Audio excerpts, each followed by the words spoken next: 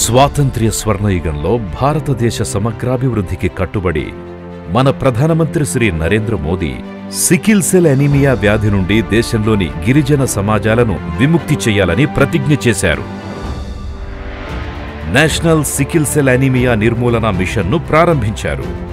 గత 9 ఏళ్లుగా భారతదేశంలో కూడా ఆరోగ్య సేవలు ఎంతో నిజాయితీగా, ఎంతో సమర్థవంతంగా అందించే ప్రయత్నాలు జరిగాయి. 2025-26 వరకు విస్తృతంగా క్యాంపులు నిర్వహించి దాదాపు 7 కోట్ల మందికి పరీక్షలు చేస్తారు. ఈ వ్యాధిగ్రస్తులకు కౌన్సెలింగ్ చేసి సికిల్ సెల్ అనీమియా నివారణ చర్యలు చేపడతారు.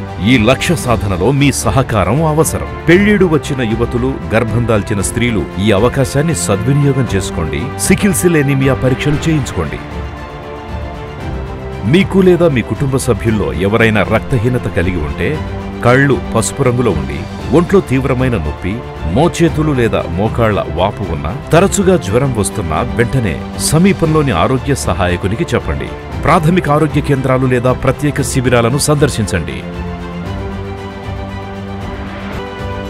మన దేశాన్ని సికిల్ సెల్ అనీమియా రహిత సంపన్న భారత్గా మార్చేందుకు సహకరించండి.